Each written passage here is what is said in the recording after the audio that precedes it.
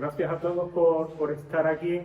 Espero no aburriros mucho. Os cuento un poco de dónde viene este proyecto y en qué estadio está. El sistema que hemos desarrollado, que se llama ETEC-BOM, es un sistema que permite medir evapotranspiración. Y la idea es utilizar un concepto que es el del Bowen Ratio, que probablemente muchos conocéis, pero con una variante que propuso Jean de Bruyn en 1999. A finales de los años 90, fijaos si ha pasado tiempo, 30 años más o menos, Jean de Bruyn, que era entonces profesor en Wageningen, profesor de meteorología, había propuesto analizar los flujos turbulentos relacionando la humedad con la temperatura, porque si relacionamos las dos variables podemos tener una cierta idea de en qué condiciones estamos. Es decir, si estamos en condiciones en las que la energía se reparte de forma proporcional entre evaporación y calentamiento del aire. El concepto de Bowen Ratio, que viene de los años 20 del siglo XX, es simplemente el cociente entre calentamiento del aire y evaporación de agua. Entonces lo que propuso Jean de Bruyn era utilizar esa relación para estimar la relación de Bowen y, como ahora veremos, usar eso para calcular la evapotranspiración. Este proyecto se ha financiado por el Plan Nacional, con este proyecto que está ahora en su segundo año, aunque venimos trabajando en otros prototipos desde hace varios años, y ahora ya estamos instalando los prototipos más o menos definitivos, y entonces hemos tenido la oportunidad de poder venir a instalar uno de los prototipos aquí, gracias al contacto con Omar.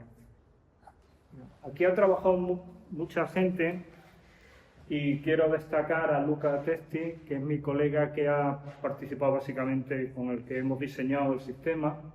La parte electrónica la ha hecho una empresa de Cáceres que se llama Ray Electrónica, pero después tenemos a Gabriel Jurado y Juan Villalobos, que han hecho el software de la placa o del servidor, y después nuestros técnicos Ignacio Calatrava y Rafael del Río, que son los que luego hacen las cosas físicamente, ¿vale? Y yo pues he trabajado en la parte de fundamento y diseño. Entonces, la primera idea es repasar un poco qué posibilidades tenemos para medir evapotranspiración. Todos sabéis que se pueden usar lisímetros y los inconvenientes que tienen, pero dentro de lo que son técnicas micrometeorológicas, es decir, que se basan en medir variables en el aire cerca del cultivo, tenemos en primer lugar lo que hoy en día se considera el estándar, la mejor medida teórica de evapotranspiración, que sería con ecovariance. Digo la mejor dentro de lo que son técnicas micrometeorológicas. Después tendríamos el Bowen Ratio con balance de energía, es decir, el Bowen Ratio siempre requiere también medir el balance de energía. Y una variante que sería medir la temperatura de la cubierta y el balance de energía, y de ahí deducir la evapotranspiración. Jean de Bruyn también propuso el uso de escintilómetros con el balance de energía. Los escintilómetros lo que hacen es enviar un haz láser a una gran distancia, entonces tenemos un emisor de láser y un receptor que lo que mide son las oscilaciones en la energía que recibe. Es decir, lo mismo cuando vemos estrellas durante la noche y las vemos parpadear, son fenómenos de escintilación. Se produce una variación en la intensidad lumínica debido a la turbulencia de la atmósfera que está entre la fuente y donde estamos. Entonces la escintilometría, que este vaya a verla con el nombre, se basa en eso, en enviar un láser cuya variación de intensidad se relaciona con el flujo de calor sensible. En el caso del eddy covariance, lo que hacemos es medir con muy alta frecuencia, es decir, 10 veces, 15 veces por segundo, distintas propiedades del aire. La temperatura, por ejemplo, y muy importante, la velocidad vertical del viento. Es decir, es un poco como hacer un poco la cuenta de la vieja de en qué dirección se mueve cada paquete de aire y cuánto calor va para arriba o cuánto calor va para abajo. O sea, es un poco una forma de muestrear de forma muy rápida lo que está pasando en la atmósfera, tanto para la temperatura como para la humedad o incluso para el anhídrido carbónico. Es decir, con Helicobacter varians también podemos medir fotosíntesis de un cultivo. Entonces, esos escalares, la temperatura, el vapor de agua, el CO2, el metano, cualquier gas cuya concentración sea medible, se puede evaluar el flujo usando Helicobacter. Ahora bien, esto requiere medirlo no solo de forma muy precisa, sino además con muy alta frecuencia. Conclusión de todo eso, que van a ser equipos muy, muy caros.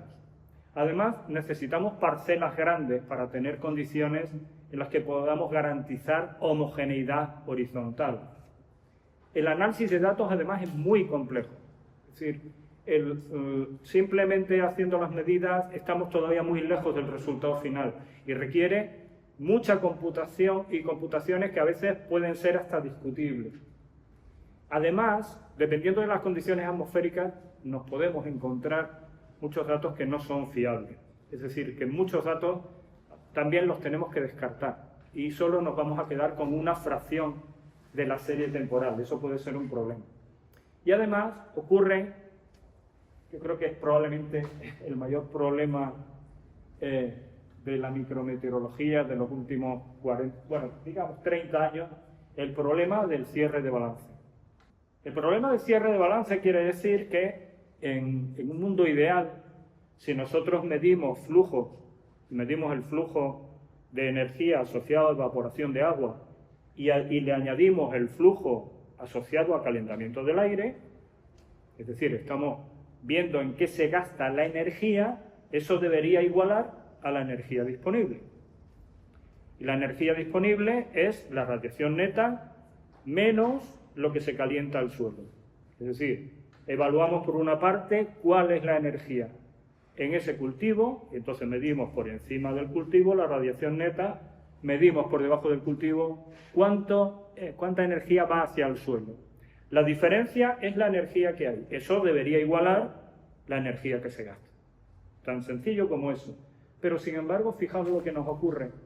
Estos son datos del año 23, un día del 1 de junio en una parcela de almendros superintensivo en Córdoba. Y ahí os he mostrado la variación a lo largo del día de la energía disponible, Rn-G, y de la suma de los flujos turbulentos. LE, que sería evaporación, y H sería calentamiento del aire, flujo de calor sensible. Fijaos cómo en las horas centrales del día nos quedamos cortos. Eso es lo que se denomina cierre de balance o falta de cierre de balance. Es decir, no conseguimos, y además siempre ese error va en la misma dirección. Nunca conseguimos, o casi nunca conseguimos, con la suma de cierre de flujos turbulentos, alcanzar la energía disponible. Y lo que se llama, hay un error de cierre de balance. Típicamente en torno al 20%. Si lo evaluamos así en promedio a lo largo del día y resumiendo, yo diría que cientos, yo no sé si ya llegaremos a miles de medidas que se han hecho en todo el mundo desde hace 20, 25 años con equipos de Helicobacter. O sea, eso es algo que prácticamente siempre ocurre. Y eso se resuelve de distintas formas. No voy a entrar en detalles sobre eso, si queréis luego podemos comentarlas, pero eso es lo que nos dice es que tenemos incertidumbres, ¿vale? Otro de los inconvenientes, os he dicho que como inconveniente del Helicobacter es que es muy caro y además es muy complejo de calcular. Además, el problema que hemos mencionado del cierre de balance. Probablemente desde los años 60, desde los 1960 por ahí, se empezaron a usar sistemas de balance de energía, Bowen Ratio, que utilizaban medidas a dos alturas por encima del cultivo de temperatura del aire y de humedad. La idea, y esta es una idea que propuso Bowen, y de ahí se quedó el nombre de relación de Bowen, la propuso en el año 20 y tanto, Y la idea es que si tú mides temperatura y humedad a dos alturas, puedes deducir el valor de beta. Es decir, el gradiente de temperatura partido por gradiente de presión de vapor nos da la relación de Bowen. Y la relación de Bowen es el cociente entre calentamiento del aire y evaporación de agua. Entonces podemos deducir, podemos llegar a la ecuación práctica es esta. Evaporación es igual a energía disponible partido por 1 más beta. Porque es lo mismo. Si encima del cultivo medimos la radiación neta, el flujo de calor al suelo y temperatura y humedad a dos alturas, podemos deducir la evapotranspiración. Se empezaron a usar sistemas, digamos, caseros por distintos laboratorios del mundo de Bowen Ratio. De hecho, gente de California trajeron el primer equipo que yo conocí, lo trajeron en el año 86, creo recordar, a Córdoba, investigadores de la Universidad de California en Davis, Ted Shaw y Alex Hell, que estaba haciendo la tesis en ese tema, y tenían un sistema absolutamente casero, pero muy, muy casero, y se rompía, vamos, mirándolo. Era una cosa heroica trabajar con un cacharro de esto. Pero el mismo principio fue utilizado por mucha gente en muchos laboratorios. Y entonces Campbell, que tenía mucho ojo, sacaron un equipo comercial. Sacaron un equipo comercial que estuvieron vendiendo durante bastante tiempo y al final dejaron de venderlo. No sé si por una cuestión de mercado, que ellos preferían que la gente se gastara pues 3 veces más o 4 veces más comprando equipos de Discovariant. El caso es que desaparecieron del mercado estos sistemas. Pero se han seguido utilizando equipos hechos, digamos, en los laboratorios y se han seguido utilizando para medir evapotranspiración. Si uno se fija en esta ecuación tiene un problema. Fijaos que es evapotranspiración es igual a energía disponible por 1 más beta. Y esta sería la variación de beta, esos mismos datos que estábamos viendo antes sobre almendro superintensivo, este es el valor de beta. Es decir, esto es simplemente flujo de calor sensible partido por evaporación. Es decir, a primera hora de la mañana estamos calentando más el aire de lo que se está evaporando agua. Ese cociente se va reduciendo a lo largo del día. Fijaos que estamos en Córdoba, Valle del Guadalquivir, rodeados de unas campiñas que están secas en este momento, estamos en junio, se han cosechado los cereales. ¿Qué ocurre? Bueno, esto es hora de meridiano, bueno, hora solar, a todos los. Con lo cual, a partir de las 4 de la tarde, tenemos un valor negativo de beta. Eso quiere decir que ahora, en ese momento, tenemos evaporación, pero el calentamiento del aire es negativo. Eso quiere decir que el cultivo le está robando calor al aire. Tenemos advección, ¿vale? Eso no es ningún problema. Pero, ¿qué ocurre cuando beta vale menos 1? Si aquí sustituimos beta por menos 1, esto se nos va al cuerno. Es decir, los sistemas de Bowen Ratio no pueden funcionar en torno a esa situación, a una situación de beta igual a menos 1. Y eso ocurre en zonas donde tenemos advección. También puede ocurrir fácilmente durante la noche, pero durante la noche normalmente no medimos. O sea, la mayor parte de la evaporación ocurre durante el día, por lo tanto dedicamos nuestra atención al periodo diurno. Nosotros hemos propuesto, y bueno, está en un paper que enviamos esta misma semana, una forma de resolver este problema, que creo que va a resolverlo de forma definitiva. Luego, si queréis, podemos volver al tema.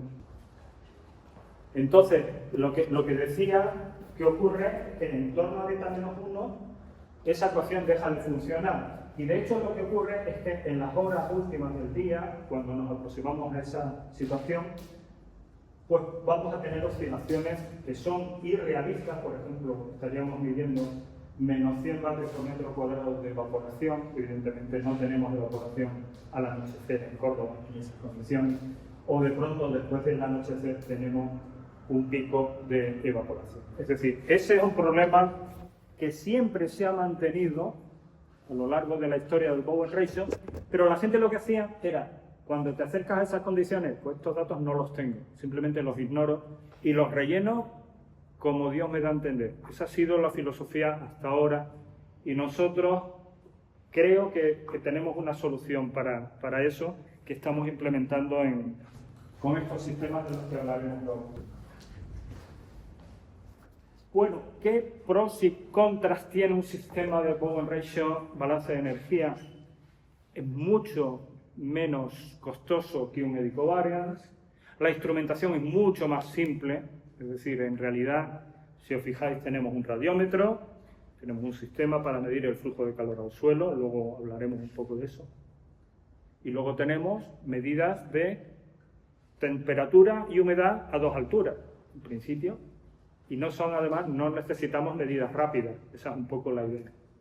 Y el análisis, simplicísimo, o sea, es la ecuación del balance de energía disponible partido por 1 más beta.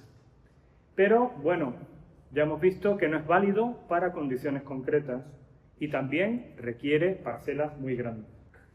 Bueno, como os contaba antes, Jean de Bruyn, en el año 99, publicó este trabajo, On the Temperature, Humidity, Correlation and Similarity, pero él lo había propuesto más desde un punto de vista teórico, porque lo que decía es que si relacionas temperatura con humedad, puedes ver por dónde van los tiros de cómo se está comportando esa vegetación en relación con la posibilidad de que haya presión, con que haya unas condiciones homogéneas o no, etcétera, etcétera. O sea, ellos lo habían propuesto como algo más teórico.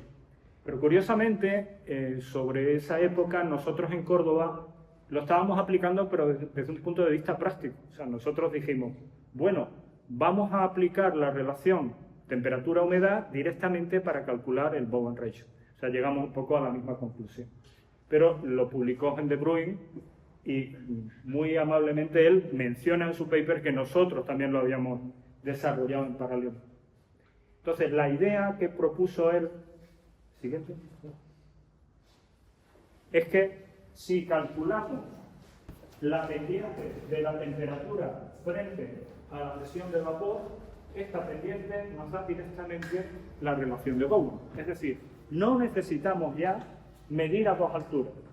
O sea, no necesitamos medir gradientes por encima de la vegetación. Vamos a medir a un solo nivel.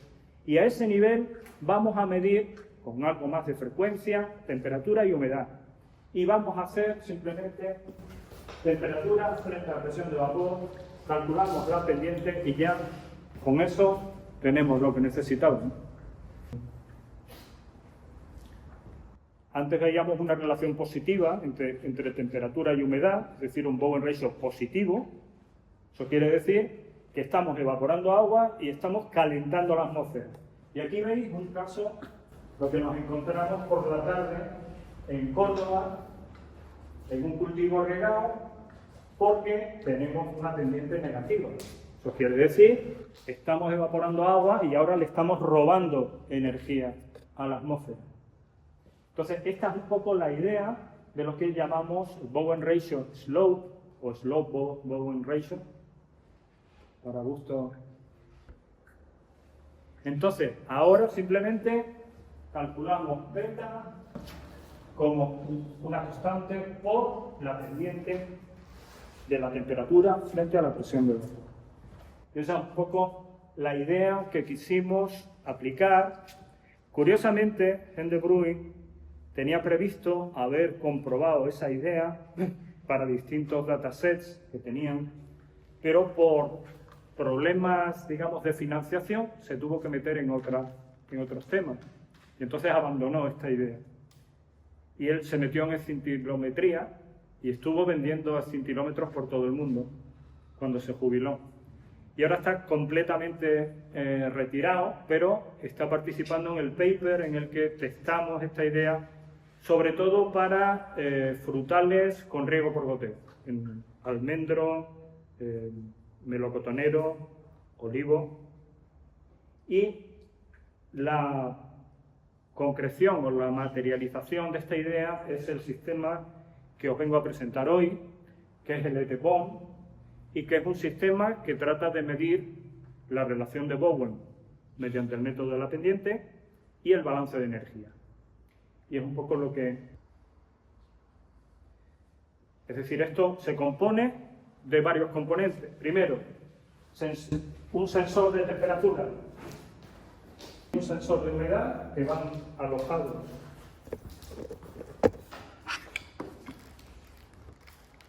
aquí. Luego, en el otro extremo vamos a tener un radiómetro neto, que es este. Ahora, si queréis, podéis verlo más de cerca. Después, un sensor para medir el flujo de calor al suelo, y que traigo aquí. Ahora después vamos a explicar un poco de qué va esto. Y un sistema de comunicación. O sea, el sistema mide y va transmitiendo a un servidor, y el servidor al final del día hace los cálculos. Si los cálculos los hacemos en un servidor en Córdoba, esté donde esté el equipo. Siguiente, por favor. Los sensores de radiación neta, como este, son sensores que hemos fabricado siguiendo un principio de abaratamiento máximo, es decir, es un diseño para hacerlo lo más barato posible. Y aquí vemos un set de 10 radiómetros netos de los que hemos fabricado. Y aquí hemos puesto un sensor de radiación de 4 vías que nos permite medir la radiación neta. Y lo que hacemos, bueno, aquí estuvieron 2 meses expuestos y al cabo de 2 meses ya teníamos una calibración suficientemente robusta como para poder, bueno, aparte de calibrarlos, estábamos analizando cómo se comportaban dinámicamente, etcétera, etcétera. Entonces, estos son los radiómetros netos que estamos ahora instalando en distintos sitios junto con los equipos de ETBOM. Uno de los problemas que nos planteábamos era, bueno, de toda la vida la gente para medir el flujo de calor al suelo. ¿Podemos volver atrás en las diapositivas, más para atrás? Normalmente para medir el flujo de calor al suelo, esto es un dolor de cabeza importante, sobre todo si estamos trabajando en árboles y más si estamos con riesgo por goteo, porque tenemos variación de suelo humedecido, suelo iluminado, suelo seco, suelo húmedo. ¿Dónde medimos el calentamiento del suelo? ¿En cuántos puntos? Y en cada punto, normalmente lo que necesitamos es una placa de flujo de calor del suelo y 1 o 2 sensores de temperatura. Y eso en cada uno de los puntos que queramos. Entonces, si tenemos un sistema muy variable espacialmente, esto es un problema bastante complicado. O ponemos muchos sensores, o lo que estamos midiendo tampoco sirve de gran cosa. Entonces, volvemos a lo que nos ocupaba.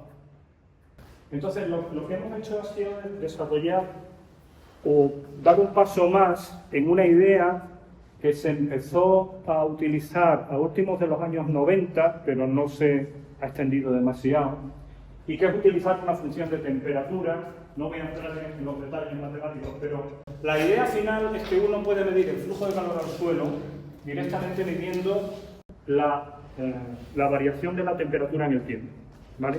Eso nos sirve para un punto.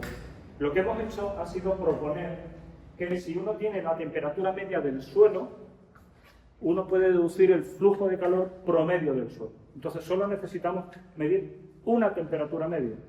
Eso es lo que hacemos.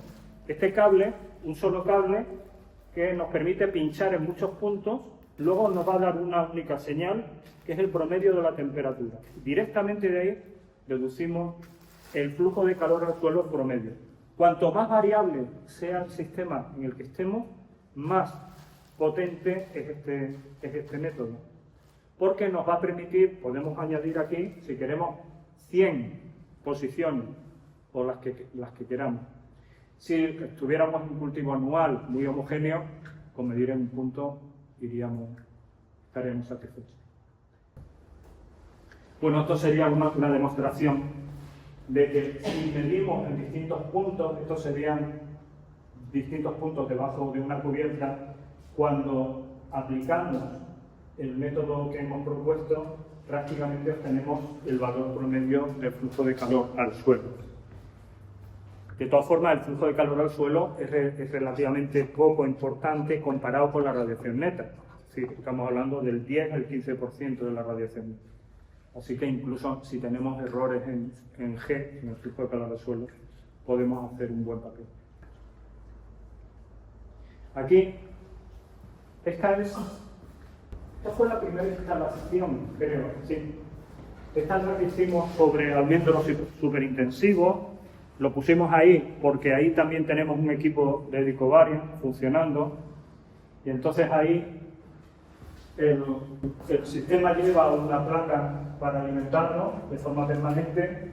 Aquí tendríamos la unidad central, que es la que transmite, y aquí arriba tendríamos el radiómetro neto y los sensores de humedad, temperatura. Y aquí están instalando el sistema de flujo de calor al suelo, que se intenta poner sin alterar el punto de medida. No tenemos Vale. Tenemos una pieza para insertarlo en ángulo, para insertar en ángulo cada uno de estos sensores de temperatura que lleva el cable, de forma que no altere las condiciones del suelo en ese punto. El siguiente equipo que hemos instalado el siguiente fue sobre higuera, mayo. Una plantación de higuera. Aquí tienen ellos un pulsímetro de pesada con una higuera, en este caso. Este lleva operando desde mayo sin interrupción. Hasta ahora lo único que hemos observado así en plan raro es que se forman telarañas debajo del equipo, pero bueno, telarañas en principio no nos preocupan mucho. Después fuimos a Utiel, cerca de Valencia, instalamos este. En este hemos tenido la desgracia de que han debido aparecer los jabalíes y se han estado masticando el sistema de flujo de calor al suelo. Y ese es el último equipo que hemos instalado nosotros sobre almendros intensivos, en este caso son árboles muy grandes, y que está operando ahora mismo. También tenemos otro equipo sobre viñedo, justo al lado de Valencia, que lo instalaron ellos mismos, es decir, cuando fuimos a Utiel, instalamos uno sobre viñedo y la gente de Valencia aprendió a instalarlos, y entonces ellos se llevaron otro equipo, lo han puesto sobre cítricos muy cerca de la ciudad de Valencia. Es decir, ahora mismo tenemos operando 6. El número 7 va a ser el que vamos a instalar mañana aquí, ya que hemos tenido la suerte de poder... O sea, nosotros ahora mismo estamos probando qué tal se comportan los sistemas en el campo, si hay algún problema con alguno de los sensores en concreto. Hay muchos riesgos, muchas posibilidades de que los sensores pierdan la calibración de alguna forma, etcétera, etcétera. Y eso es lo que estamos intentando averiguar. Y pues gracias por escucharme y estaré encantado de comentar con vosotros